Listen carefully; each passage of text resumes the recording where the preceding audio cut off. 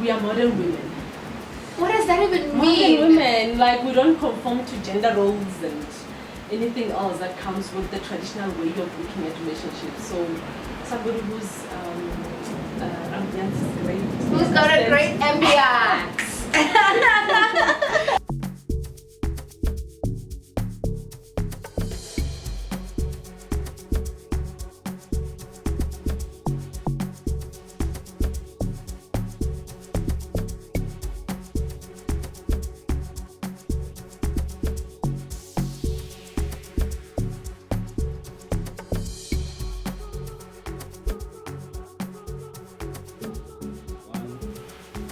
Welcome to Let's Talk Science with Tuli.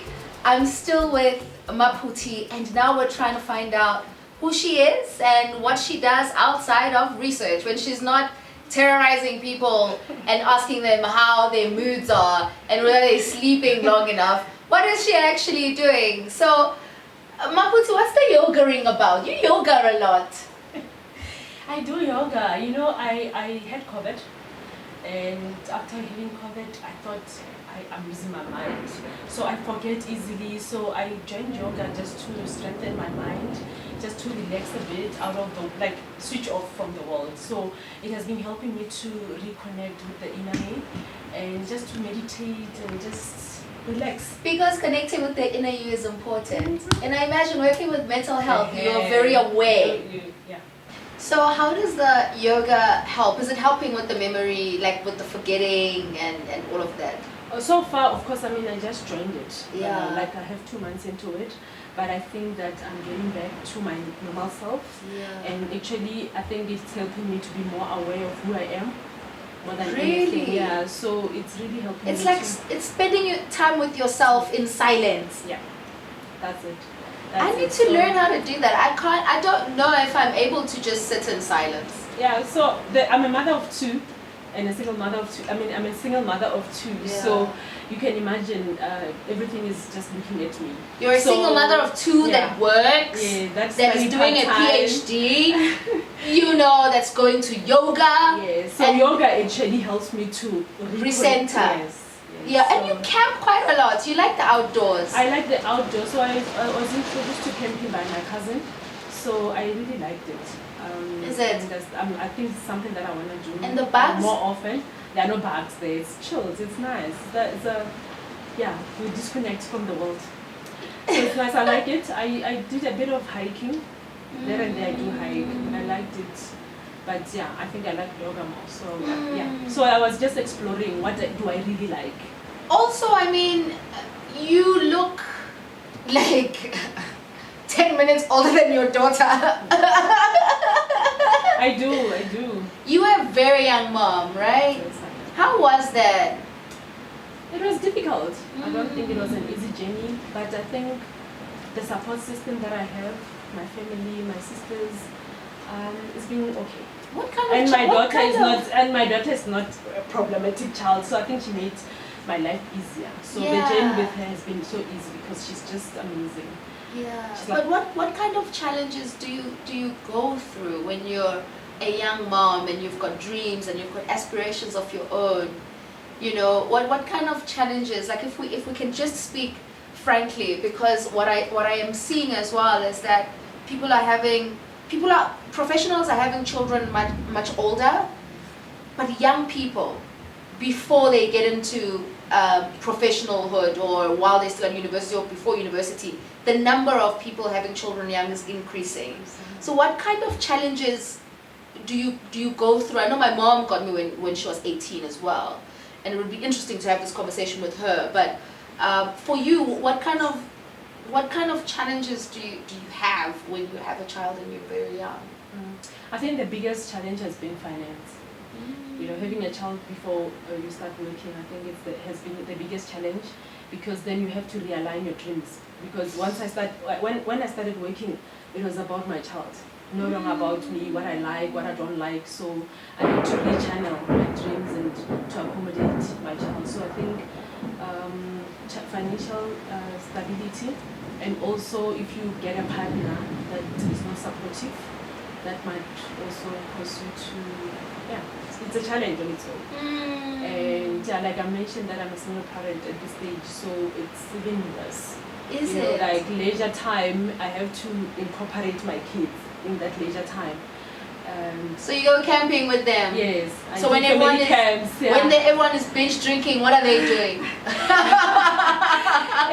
it's like one of those things where you just have to be creative around how to get everybody happy in the whole picture. So yeah, it's been challenging in that sense, but fun at the same time. I mean, kids can actually make you to calm down. From work you are stressed, school is stressing, but then you come back and you, Mom, I want to play Jenga, like what games, what not. So it's nice, then you relax your mind. It sounds you like calm they're down. consuming.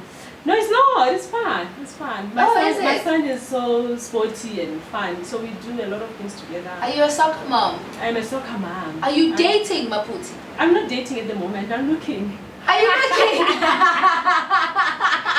I'm looking, so yeah. What are you looking for? A guy, a companion. A companion, because Who companionship understands, is important, right? Because that's what we want as we get older. Yeah. Someone who Somebody understands like, what? we are modern women. What does that even mean? Modern women, like we don't conform to gender roles and anything else that comes with the traditional way of looking at relationships. So somebody whose ambience is great. Who's got a great ambience? Yeah, so yeah, somebody who understands the dynamics of being a woman with kids. Being a woman with kids, would that have to be a person that has kids of their own? I'm not specific when it Is comes it? to that. I think if somebody understands my vibe and they're not judgmental or want to change me, I think I'm up for that. Would you want to have more kids though? No. But if a person you meet wants to have more children and then? Then we have to talk about it in the beginning. I think one thing that I've learned through my relationships is that we need to talk. Not rush into things, but to talk about our plans or our thoughts and everything else that comes with it. Because sometimes communication is key, and it's important. No, I like that. I like that a lot. Maphuti, what else do you do outside of? What else do you do when you go home? What do you do? Tell us about your mom. Tell us about, you were talking about your upbringing earlier on, and you were saying how you come from a family of girls. But then you said there's a boy that's just come up, that's a stepbrother. Mm-hmm. Who's that? So it's my brother. My dad had a child when he started dating, I guess. So is that a person that's older than you? Yes, he's the first one. So we already connected with him, I think the later stage of my dad's life, before he passed on. Yeah. That's when we got to know him. But he's still in our lives at the moment, so we joined So did you guys always know he was there? No, he didn't. But he looks like my dad. Did your dad know? I think he did, to some extent. Hey! He's my dad, actually. So really? Fond of him, yeah. Are you guys liking him and you guys are all enjoying each other? It's like a remembrance of my dad, yeah. Oh, wow.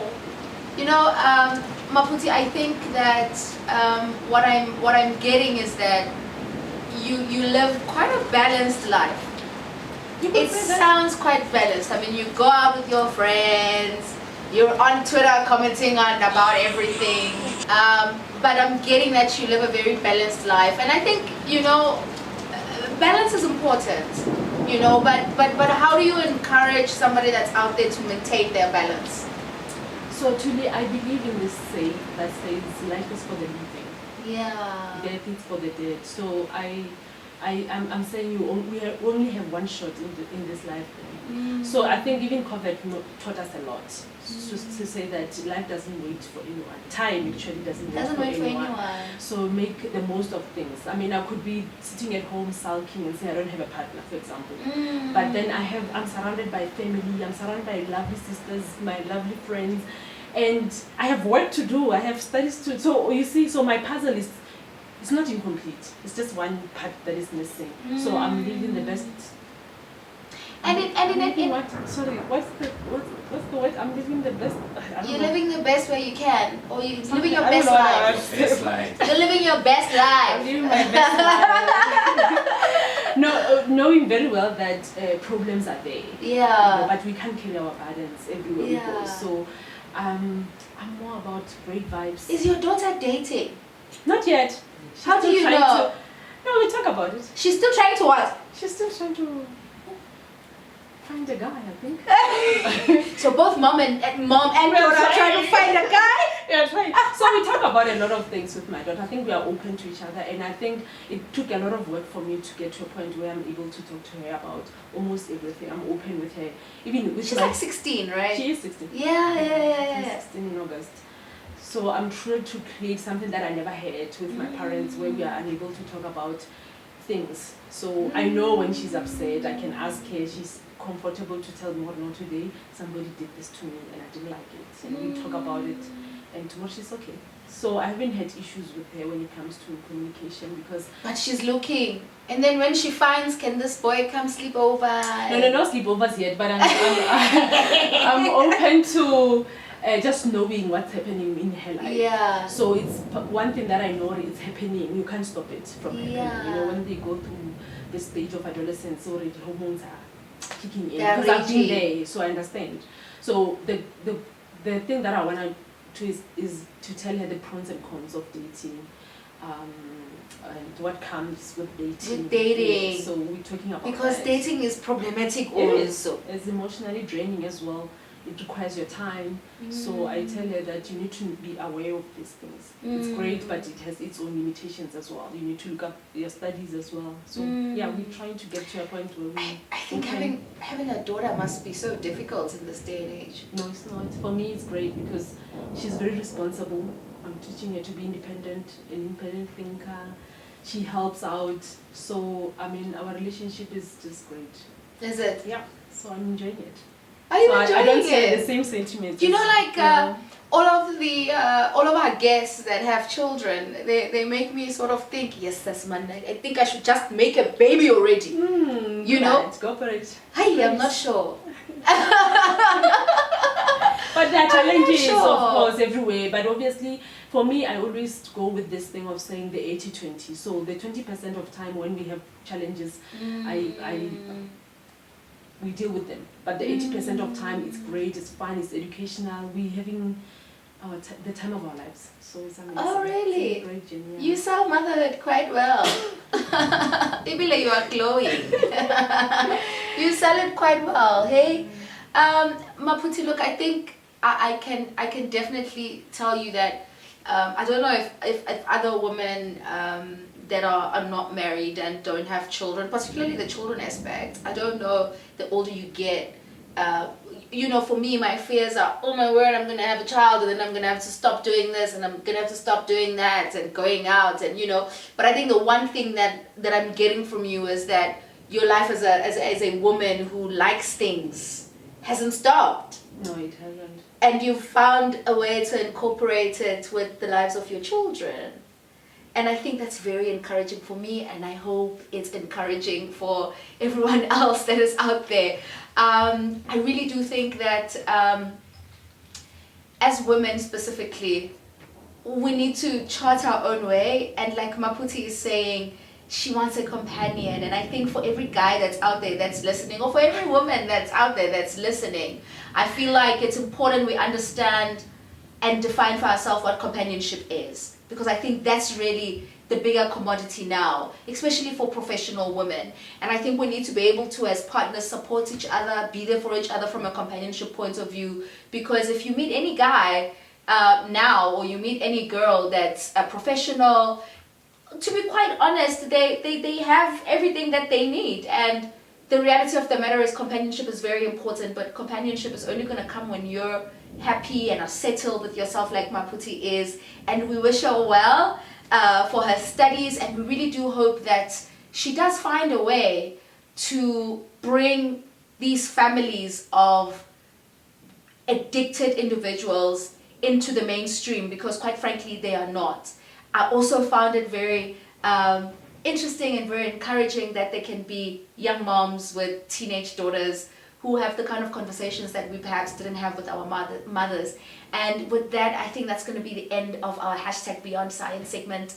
We will see you again next time. And remember to let us know who you want us to bring in. What kind of scientist or engineer do you want us to to bring in. Do you want to talk about how rainbows are formed and how rainbows affect our daily lives? What do you want to talk about? Do you want to talk about the menstrual cycle? What do you want to talk about? Let us know, comment, and let us know what you want to talk about. We will find a scientist and we will find an engineer who can answer those questions. It may not be immediate, but we'll find them. Please do tune in, do subscribe to our YouTube channel on all media platforms, on all social media, where Let's Talk Science with Thuli. Until the next time, thank you so much, Maphuti, for coming through. Thank you for having me today. It was Lovely. great. Thank you. Signing out.